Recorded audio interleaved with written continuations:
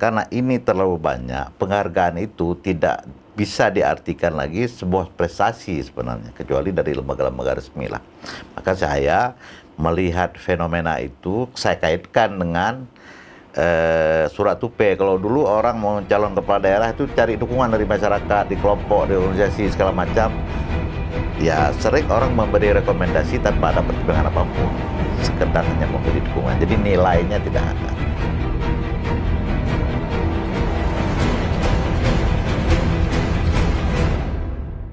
Assalamualaikum warahmatullahi wabarakatuh. Bertemu lagi dengan saya Siti Aminah di channel PTM, tepatnya di episode ke-69 tahun kedua, edisi Senin 18 April 2022. Bagi rekan lo yang belum subscribe, silahkan subscribe, dan kita masih menunggu komentar yang positif dan membangun pastinya. Baik pemirsa PTM, kita masih membahas soal isu Wali Kota Banda Aceh, yang mana di akhir masa jabatan beliau akan berakhir pada tanggal 7 bulan 7 2022, namun masyarakat masih menagih janji kampanye karena Pak Amin dilantik pada tahun 2017, tahun 5 tahun lamanya menjabat. Berapa sudah janji kampanye yang sudah direalisasikan, dan belum lagi akhir-akhir ini isu soal beliau anti kritik tersebar di tengah masyarakat kita. Hari ini kita akan mengangkat tema tentang benarkah janji kampanye Amin Zainal hanya sebatas piagam penghargaan, bersama narasumber Haji Zainil Zalil SH. Beliau adalah mantan Ketua DPW Nasdem Aceh. Assalamualaikum Pak Zaini. Waalaikumsalam warahmatullahi wabarakatuh. Apa kabarnya nih, Pak? Baik. Alhamdulillah baik. Alhamdulillah Pak. sehat. Sehat Pak ya. Ini pertama nih ke PTM Pak ya. Pertama nih. Ya. Saya juga terkejut juga diundang, kok Coco diundang ke PTM. Terima kasih Pak Zaini sudah menghadiri PTM. Pak, ini bicara ya soal tema kita, benarkah janji kampanye Amin Zainal hanya sebatas piagam penghargaan? Tapi sebelum ke tema, dengar-dengar Anda dulu Pengusung. Ya. Jadi gini, ini makanya saya tahu ditelepon, diundang ke PTM ini saya tebak pasti berkaitan dengan ada status yang mungkin di FB saya buat 4 hari yang lalu lah ya. Saya buat di status itu, jangan bangga dengan penghargaan, karena itu beda-beda tipis dengan surat tupe. Mungkin anak-anak sekarang nggak tahu lah surat tupe itu apa. Jadi saya perlu sampaikan begini. Yang pertama, era-era pasca reformasi memang ini banyak nih organisasi atau kelompok-kelompok yang membuat kegiatan-kegiatan untuk memberi penghargaan kepada pejabat-pejabat di daerah, kepada eksekutif dan lain-lain, banyak ya kan. Kemudian yang kedua, dan karena ini terlalu banyak, penghargaan itu tidak bisa diartikan lagi sebuah prestasi sebenarnya, kecuali dari lembaga-lembaga resmi lah.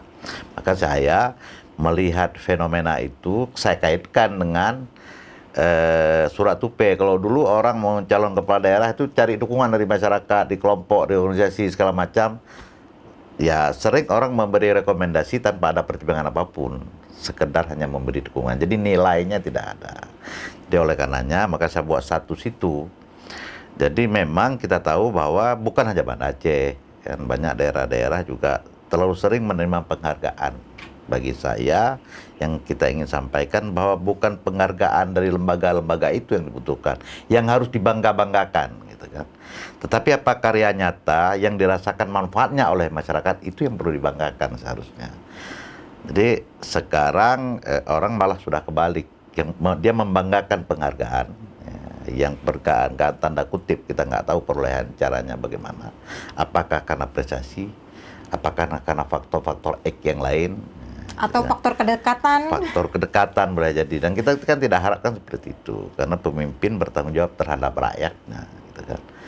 Jadi saya kira tanpa penghargaan itu pun, kalaupun rakyat merasa puas atas kepemimpinan, itu rakyat yang akan memberi penghargaan.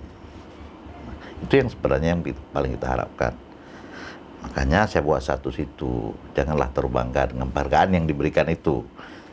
Yang harus dibanggakan adalah penghargaan dari rakyat. Apakah status itu mengarah ke Pak Walkot nih, Bang? Saya melihat begini, kepada siapapun tapi saya sebagai kepada pimpinan daerah manapun, ya kan. Cuma karena saya sebagai warga Banda Aceh, gitu kan, saya juga banyak mendengar keluhan selama ini bahwa masih ada kelemahan-kelemahan kepemimpinan dari pimpinan dari wali kota. Jadi ya termasuk Banda Aceh. Termasuk Banda Aceh yang paling banyak menerima penghargaan, meskipun mungkin dari kinerja belum tentu semua terrealisasi ya Pak Zaini ya. Iya. Tapi sebelum itu Pak Zaini, bagaimana ini kedekatan Anda dengan Pak Walkot sendiri sebelumnya? Saya sebenarnya dengan Pak Wali Kota ini lumayan dekat. Ya, dulu saya di DPR. Nah, beliau saya sampaikan ini dulu di DPR. Kemudian beliau salah satu kandidat di RUT BPD waktu itu. Dan kemudian BPD dalam keadaan hampir-hampir bangkrut, kolab pada waktu itu. Dan beliau membangun komunikasi yang baik dengan saya untuk bagaimana berpikir tentang BPD, dan terakhir saya juga komunikasi dengan kawan-kawan di DPRD pada waktu itu, sehingga ada penambahan modal untuk BPD dan seterusnya, sehingga dan kemudian beliau jadi dirut. Dan selama itu alhamdulillah memang BPD bagus pada waktu itu. Nah, kemudian pada saat proses pencalonan beliau sebagai wali kota Banda Aceh, kita intens berkomunikasi dari sejak awal. Banyak hal yang kita diskusikan, sering kita ketemu di luar karena memang sudah dekat. Kemudian beliau mau maju wali kota.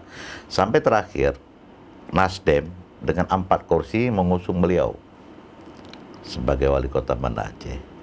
Dan tanpa mahar. Tanpa mahar. Biasanya Tanpa mahar. ada mahar kok. Biasanya ada mahar, terus terang dalam politik ada isu apakah itu faktanya demikian, tapi itu saya yakin faktanya sebelumnya seperti itu ya. Biasanya ada maharnya, 1 kursi dihargakan berapa.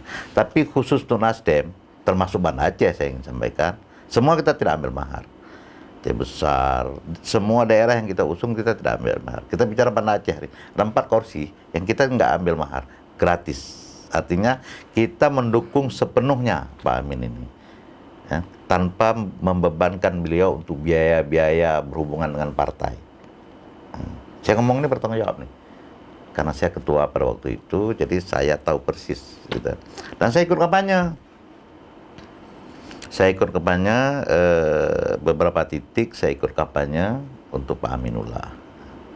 Artinya kita punya harapan besar lah ya, kepada Pak Amin untuk bisa memimpin Banda Aceh, untuk bisa melakukan perubahan-perubahan di Banda Aceh ini. Tapi kemudian ya sebagai konsekuensi dan tanggung jawab, meskipun itu bukan tanggung jawab utama dari saya, dari Partai Nasdem, tapi paling tidak orang kan bertanyanya juga termasuk ke kami.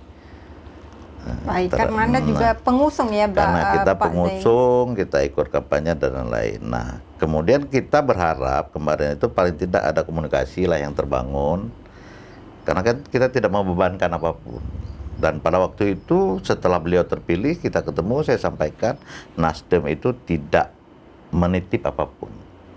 Biasalah, karena tanpa mahar, karena kepentingan politik, ada apa untuk kabinet, mungkin untuk dinas, ada yang minta. Nah, saya di sejak awal tegaskan Nasdem tidak minta apapun.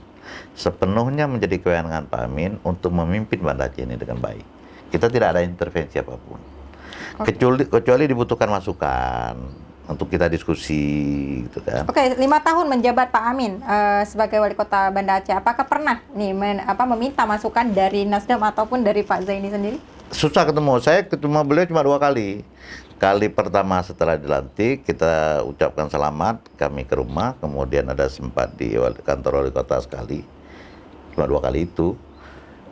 Dan saya sampaikan yang itu tadi, bahwa sudah terpilih, kita percaya sepenuhnya kepada Pak Amin yang sudah dipercayakan oleh masyarakat untuk memimpin Kota Banda Aceh ini, dan beliau biar lebih bebas ya di dalam kepemimpinannya membangun Banda Aceh yang lebih baik. Kita tidak intervensi apapun. Tidak ada titipan misalnya harus kita mintalah 1 kepala dinas dari kita. Nasdem melarang itu. Sepenuhnya kita kasihkan. Setelah itu kita tidak pernah ketemu lagi. tidak pernah berdiskusi. Ada beberapa kali kita undang di acara, mungkin karena kesibukan beliau juga nggak hadir, gitu kan. Tapi bukan itu yang saya ingin sampaikan, bukan itu yang ingin sampaikan. Bahwa biasa dalam politik itu biasa. Niat kita dari awal memberi dukungan, ikhlas kita memberi dukungan sebenarnya. Tetapi bukan berarti setelah kita memberi dukungan kita tidak boleh mengkritik. Bukan berarti kita menerima apa adanya. Kan tidak seperti itu juga. Sebagai warga Banda Aceh, sebagai pengusung, ada hal-hal yang kira-kira perlu kita berikan masukan, seharusnya kita memberikan masukan. Yang lebih baik masukan yang kita berikan adalah langsung kepada beliau, karena kita pengusung. Baik. Karena proses perjalanan waktu sudah terlalu lama kita nggak ketemu, maka kemarin itu salah satu status itu sebenarnya itu kan hanya sindiran ya kepada semuanya, kepada semua pemimpin yang ada, saya kira. Baik, pemirsa PTM, masih banyak ya sebenarnya janji-janji kampanye yang belum terrealisasi oleh Wali Kota Banda Aceh, dan juga banyak tim ses atau pengusung yang masih kecewa terhadap Wali Kota Banda Aceh. Namun sebelum itu mari kita saksikan setelah jeda yang satu ini.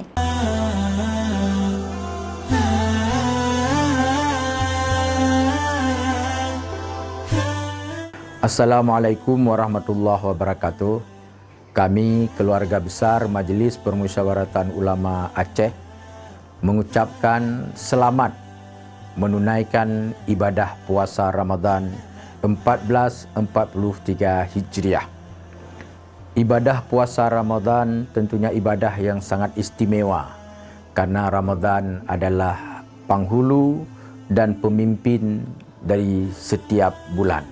Sayyidus Syuhur, yaitu pemimpin dari bulan-bulan yang lain. Amal ibadah yang kita lakukan di bulan puasa ini dilipat gandakan pahala oleh Allah Subhanahu wa taala yang begitu banyak dan begitu penghargaan yang Allah berikan kepada kita. Untuk itu kami berharap kepada seluruh kaum muslimin dan kaum muslimat, mari kita penuhi bulan Ramadan ini dengan amal-amal saleh kita, memperbanyak sedekah kita, melaksanakan salat berjamaah 5 waktu, dan mari kita peduli kepada sesama kita, dan insya Allah kita akan menjadi hamba yang bertakwa sesudah ibadah puasa ini kita laksanakan. Sekali lagi selamat menunaikan ibadah puasa, dan Allah meridai amal ibadah kita. Wallahul muwaffiq ila aqwamit thariq. Assalamualaikum warahmatullahi wabarakatuh.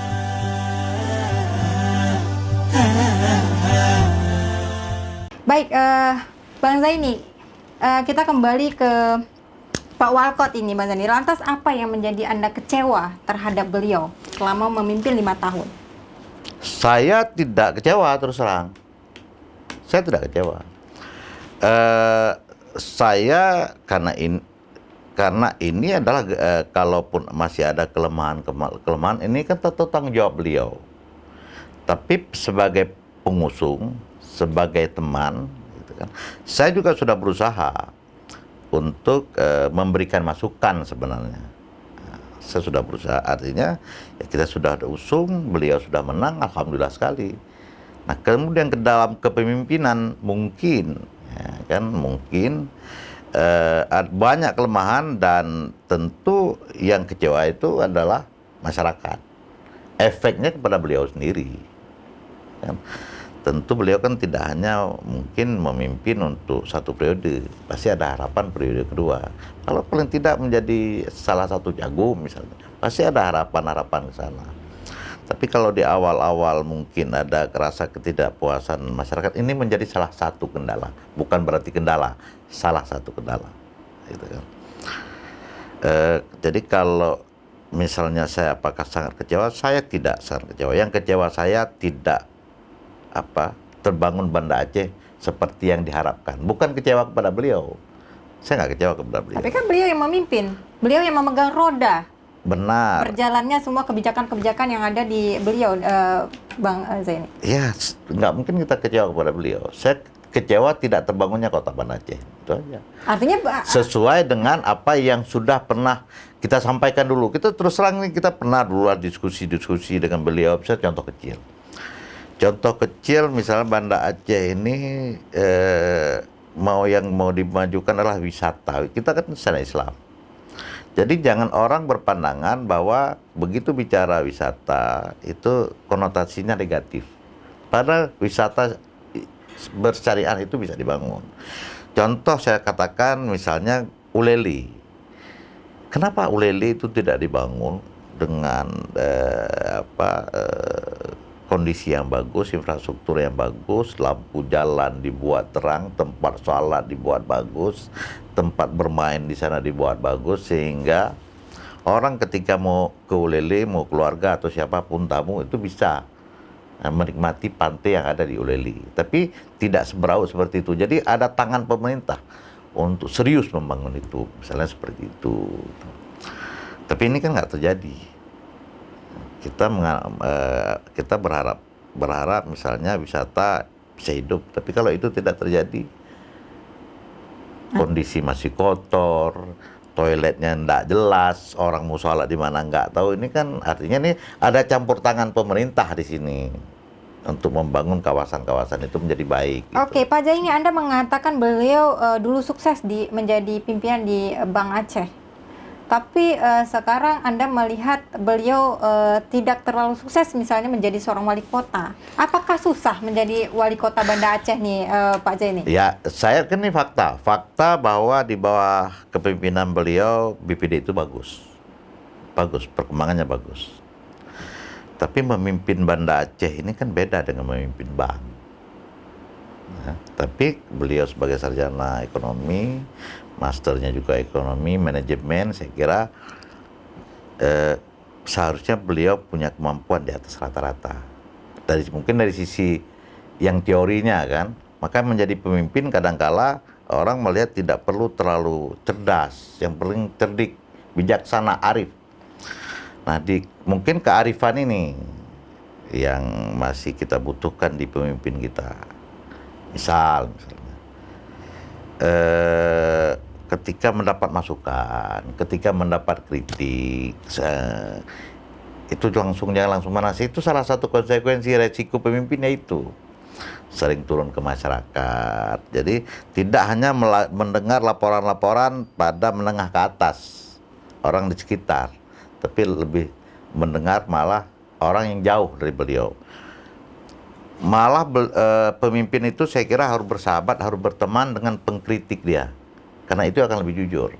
Kalau teman, sahabat, kadang-kala ini akan lebih menindakbebukan kita, menyampaikan hal-hal yang positif. Padahal di bawah orang sudah melihat negatif kita. Jadi kalau mengkritik saya kira jangan dimusuhi, malah didekati. Saya merasakan itu. Banyak juga kawan-kawan yang sampaikan tidak bisa dikritik beliau. Oh, Pak Amin orangnya tidak bisa dikritik? Saya dengar begitu. Walaupun itu tidak langsung disampaikan oleh beliau, tetapi dari timnya,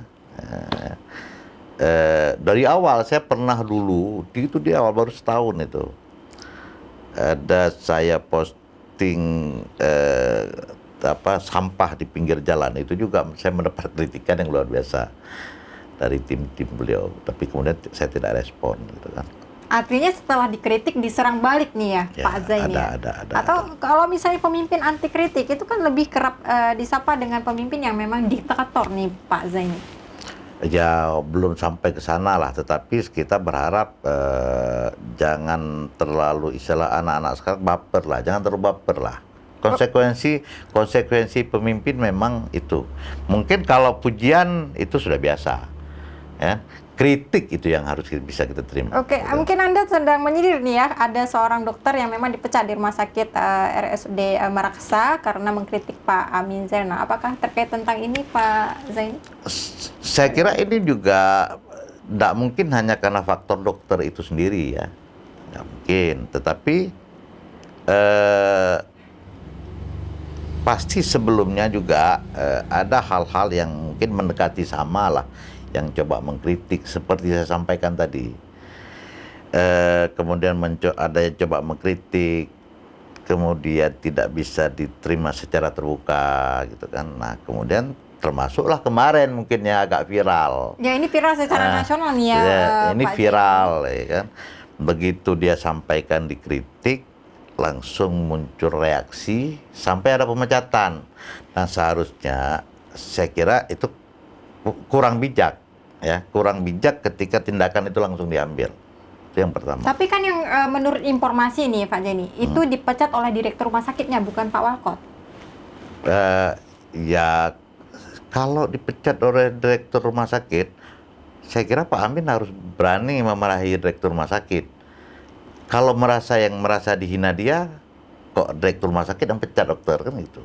Artinya atas perintah atasan lagi nih? Enggak, misalnya gini, tanpa ada komunikasi dengan Pak Amir, ini yang merasa dicemarkan nama baiknya kan Pak Amin, Iya. sebagai wali kota.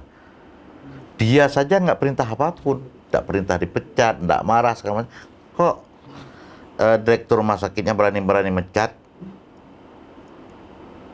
Ngerti kan maksudnya kan? Nah, seharusnya kalau peristiwa ini terjadi dan dipecat oleh direktur rumah sakit, Pak Amin harus marah. Ya panggil direktur rumah sakit, kenapa kamu pecat? Saya nggak marah, nah, seperti itu. Artinya yang ingin saya sampaikan, nggak mungkin tidak berkomunikasi ini. Ya.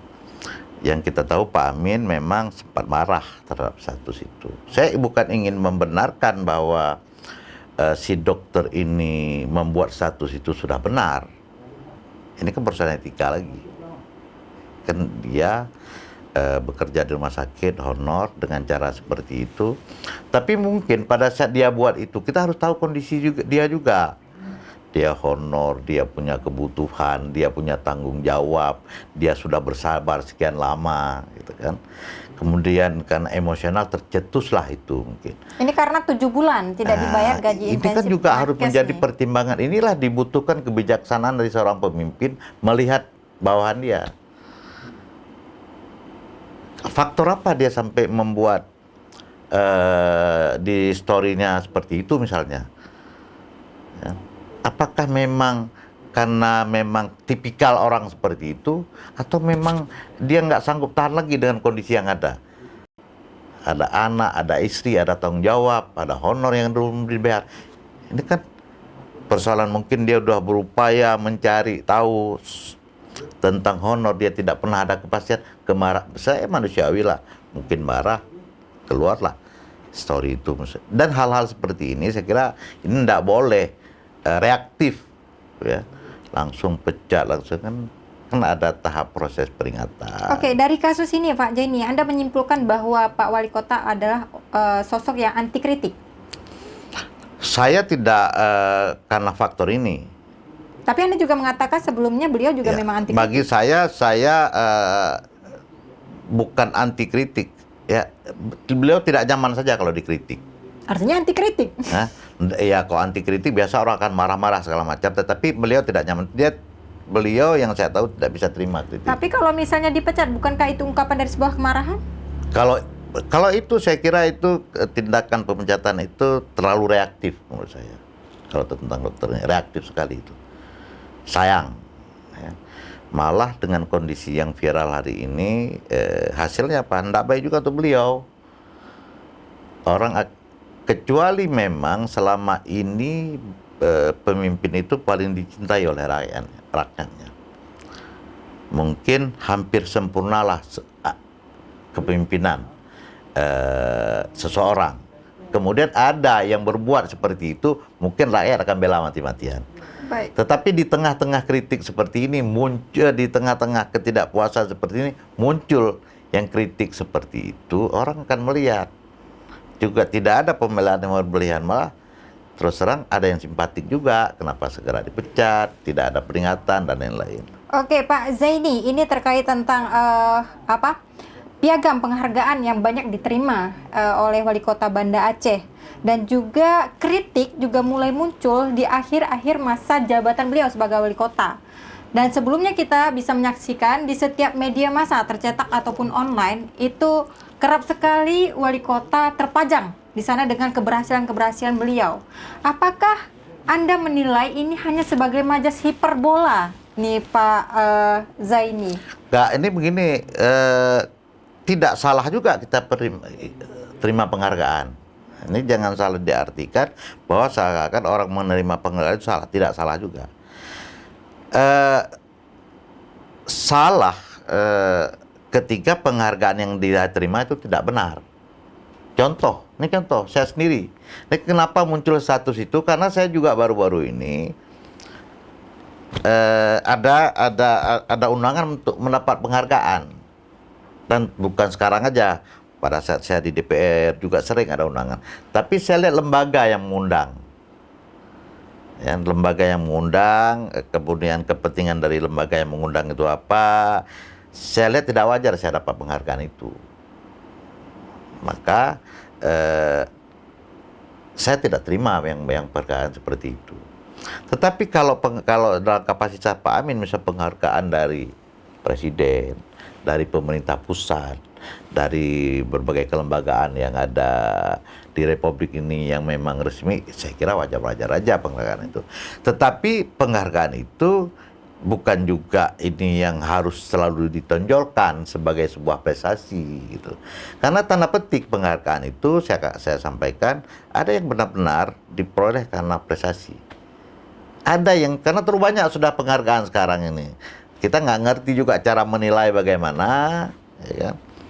Kalau seandainya nih penghargaan banyak yang dipajang, banyak yang diberikan informasi di media bahwa wali kota sudah mendapatkan misalnya peraih penghargaan apa seperti itu dari bukan lembaga yang resmi yang Anda sebutkan tadi. Apakah itu hanya sebatas menurut Anda hanya pencitraan saja? Ya boleh jadi itu pencitraan, tapi beginilah, kitalah yang bisa merasakan orang yang terima penghargaan. Satu sisi kita menerima penghargaan di mana-mana, di sisi lain kinerja tidak sesuai. Kinerja terhadap penghargaan, kita dapatkan, tapi kinerja itu yang seharusnya harus dirasakan oleh masyarakat tidak menghargai. Siapa lebih bagus dapat sertifikat penghargaan dengan penghargaan dari masyarakat. Penghargaan dari masyarakat pastinya Pak Zain. Ya, yang kita sekarang yang harus dikejar kan penghargaan masyarakat, gitu kan. Bukan piagam-piagam ya. Kalau misalnya kan kita juga kadang-kadang piagam terlalu banyak, masyarakat tidak menghargai terhadap piagam itu kan nggak ada artinya juga. Gitu. Itu kembali kepada pemimpin lah. Yang saya ingin katakan bahwa saya tidak salahkan piagam itu, penghargaan itu wajar. Kalau memang haknya itu, penghargaan yang diberikan benar, kualitasnya benar, tepat, silakan aja. Tapi yang lebih penting dihargai oleh masyarakat. Dan realisasinya, artinya piagam penghargaan itu tidak menjamin keberhasilan atau kesuksesan dari saya nggak yakin. Banyak penghargaan juga ketika di daerah itu nggak berhasil juga. Penghargaan itu ada yang gampang kok sekarang ini. Baik, 5 tahun kepemimpinan Pak Walkot, mulai dari 2017 sampai sekarang nih Pak Zaini, apa yang menurut Anda beliau sudah berhasil lakukan? Terus terang kalau saya secara pribadi... Yang belum berhasil, maaf. Ya, saya pribadi sebagai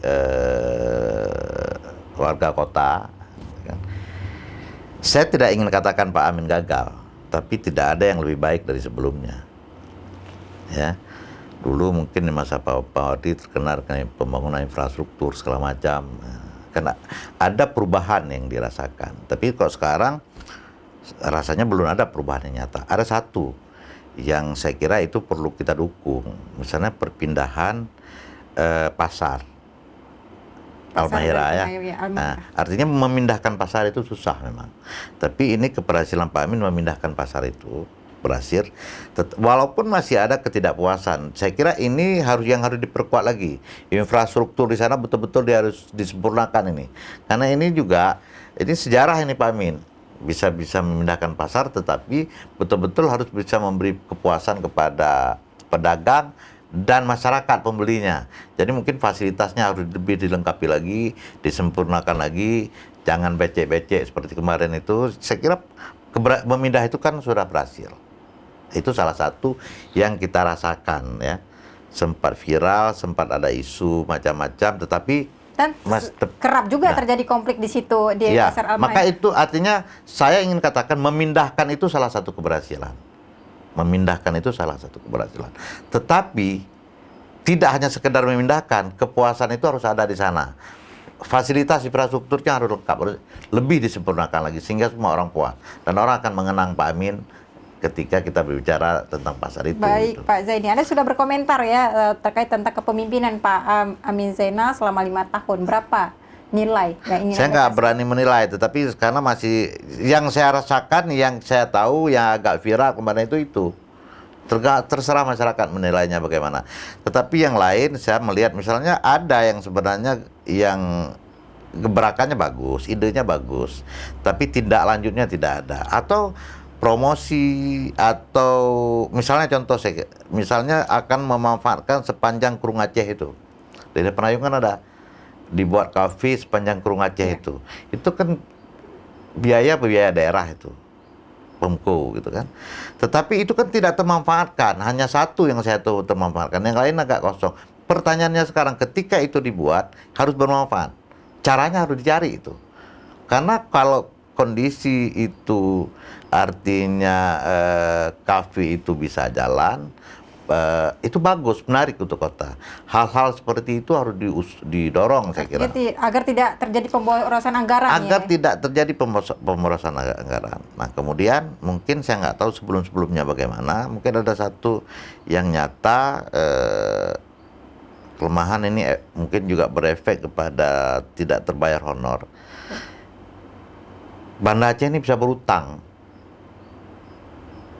Ini udah 2 tahun saya dapat informasi bahwa Banda Aceh berutang terus ini. Jadi artinya gali lubang tutup lubang. Jadi mungkin ini kalau kita bicara ke depan, masa kepemimpinan Pak Amin sudah habis. Ya, Nah ini akan menjadi beberapa bulan tanggung jawab pemimpin ke depan. Ini kan sebenarnya pembangunan juga harus ada prioritasnya. Jangan asal dibangun. Yang saya sampaikan misalnya itu ada beberapa yang saya dapat informasi juga.